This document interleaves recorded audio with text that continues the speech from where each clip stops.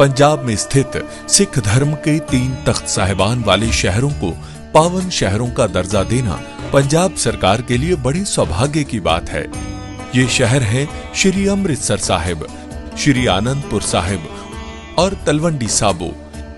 ਇਹ ਤਿੰਨੋਂ ਤਖਤਾਂ ਦੇ ਸ਼ਹਿਰਾਂ ਨੂੰ ਪੰਜਾਬ ਦੇ ਅਧਿਕਾਰਤ ਪਵਿੱਤਰ ਸ਼ਹਿਰ ਵਜੋਂ ਐਲਾਨ ਕਰਨ ਦਾ ਫੈਸਲਾ ਕਰਦਾ ਹੈ।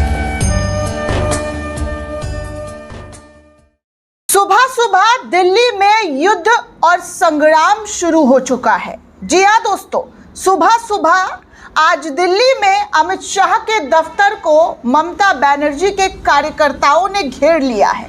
ममता बनर्जी ने अमित शाह को खुले तौर पर कल चेतावनी दी थी। जिस तरीके से पश्चिम बंगाल में चुनाव होने वाला है, उसको लेकर अब ईडी की दस्तक जो है ममता बनर्जी तक पहुंच गई है। उनके आईपैक जो पूरा का पूरा काम देखता है उस कंपनी तक पहुंची, जिसके बाद ममता बनर्जी कल खुद ईडी के सामने नजर आई, ईडी से टकराव लेते हुए नजर आई और ललकारते हुए ये कहा कि ये सब कुछ गृह मंत्री अमित शाह के इशारे पर हो रहा है। और आज देखते ही देखते बंगाल की राजनीति दिल्ली में दस्तक दे चुकी है।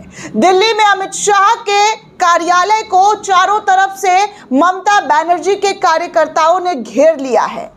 अब पश्चिम बंगाल का आज से राजनीति संग्राम शुरू हो गया है। पश्चिम बंगाल में चुनाव भले ही 2-3 महीने बाद हो, लेकिन आज से खींचातानी, टकराव, तमाम तस्वीरें एक एक करके निकलकर सामने आने लगी है। क्योंकि कल जिस तरीके से ईडी ने आईपैक को कंपनी को जो है पूरी तरीके से पूछताछ किया था, जांच पड़ताल किया था, और उसके बाद से ही ममता बनर्जी का रौद्र रूप देखने सुनने को मिल रहा है। ममता बनर्जी साफ तौर पर ये कह रही है कि ईडी जो है अमित शाह के इशारे पर काम कर रही है।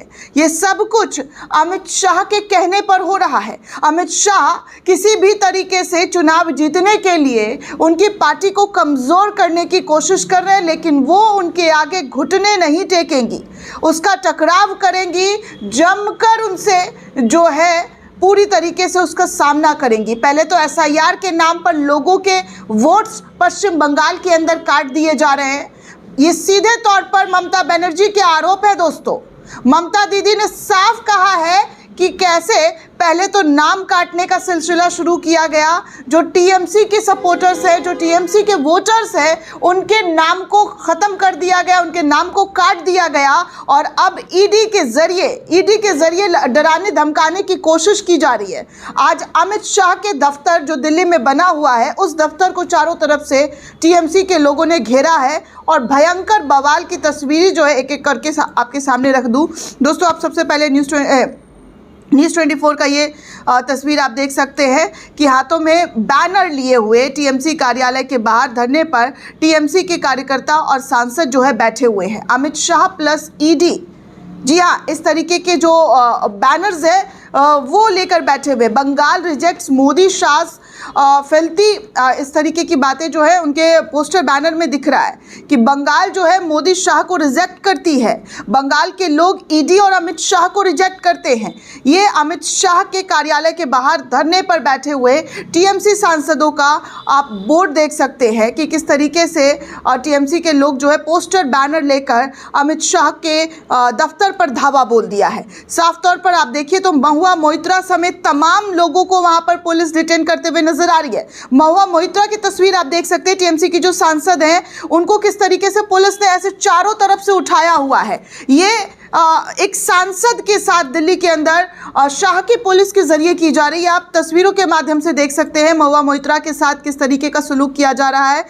वही टीएमसी के दूसरे सांसदों के साथ भी कुछ ऐसा ही सलूक किया जा रहा है। पुलिस उन्हें घसीट रही है और वो गिरते पड़ते हुए नजर आ रहे हैं। इस वक्त की बड़ी जानकारी आपको दे दूं, बड़ी खबर निकलकर दिल्ली में अमित शाह के दफ्तर से निकलकर सामने आ रही है कि हिरासत में लिए गए तमाम सांसद, जी हाँ, इस वक्त जो है टीएमसी के जो तमाम सांसद है जो उस वक्त वहां पर मौजूद थे, उनको पुलिस ने हिरासत में ले लिया है। सबसे पहले मैं आपको टीवी9 की रिपोर्ट दिखा दूं तो टीवी9 की रिपोर्ट कहती है कि ईडी रेड के खिलाफ टीएमसी ने मोर्चा खोल लिया है। दिल्ली में अमित शाह के ऑफिस के बाहर प्रदर्शन करते हुए नजर आ रही है। धावा बोल दिया गया है अमित शाह के दफ्तर के सामने पोस्टर बैनर के साथ। दोस्तों, प्रवर्तन निर्देशालय ईडी की छापेमारी के बाद जो है तृणमूल कांग्रेस की तमाम लोग और कार्यकर्ता सांसदों ने मिलकर मोर्चा खोल दिया है। पार्टी के सांसदों ने आज सुबह सुबह अमित शाह के ऑफिस के बाहर प्रदर्शन करना शुरू कर दिया है। दिल्ली पुलिस ने टीएमसी सांसदों को हिरासत में भी ले लिया है। वहीं महुआ मोइत्रा ने ईडी की रेड पर कहा है कि हमारे साथ गलत हो रहा है, हमारी सीएम किसी के सामने झुकने वाली नहीं है। इस तरीके की बातें जो है महुआ मोइत्रा के जरिए उठाई जा रही है। महुआ मोइत्रा ने साफ कहा है कि कल पूरे भारत ने देखा कि कैसे ईडी का दुरुपयोग किया गया। बंगाल ने देखा कि गृह मंत्रालय ने ईडी को कैसे गलत इस्तेमाल करते हुए टीएमसी को कमजोर करने की कोशिश की है। ईडी को हमारी पार्टी की रणनीतिक जानकारी चुराने के लिए भेजा गया था।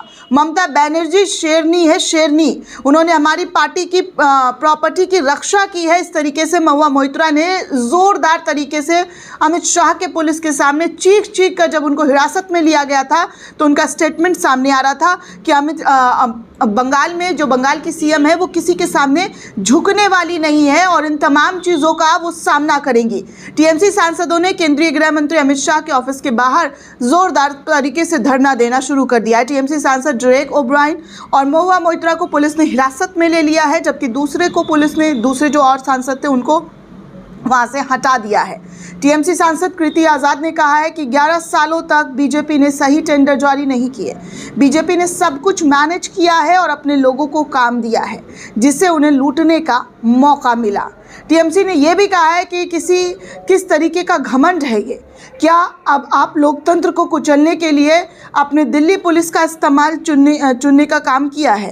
प्रतिनिधियों पर हमला करने के लिए आपने दिल्ली पुलिस को चुना है। शाह की पुलिस जो है देश के आवाम के जरिए जो चुनी गए प्रतिनिधि हैं, उन पर आप जिस तरीके के हमला कर रहे हैं, जिस तरीके से उनके साथ सुलूक कर रहे हैं, क्या ये देश के लोकतंत्र का खिलवाड़ नहीं है? क्या देश के लोकतंत्र को कमज़ोर करना जैसा नहीं है?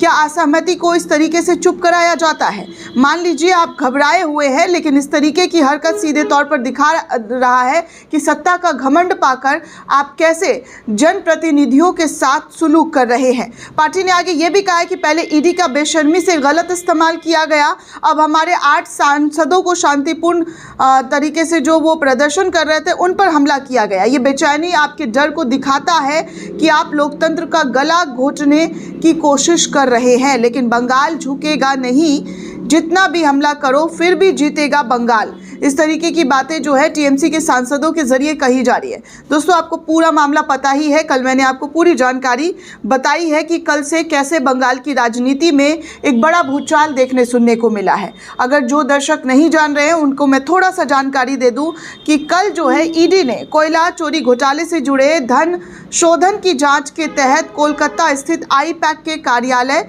और उसके निर्देशक प्रतीक जैन के घर पर तलाशी की अभियान चलाई थी। इसके बाद टीएमसी सरकार हमलावर हो गई। ममता बनर्जी खुद उस जगह पर पहुंच गई जहां पर ईडी ने दस्तक दिया हुआ था, जांच पड़ताल किया जा रहा था। ममता बनर्जी उस जगह पर पहुंचकर खड़ी हो गई और कई फाइल्स उन्होंने हाथ में ले लिए और कहा कि देखिए कैसे टीएमसी की स्ट्रैटेजी को चुराने के लिए ईडी को यहां पर भेजा गया है। ममता बनर्जी ने यह दावा किया है कि केंद्रीय एजेंसियों का इस तरीके की कार्रवाई चुनाव से पहले राजनीतिक रूप से प्रेरित है।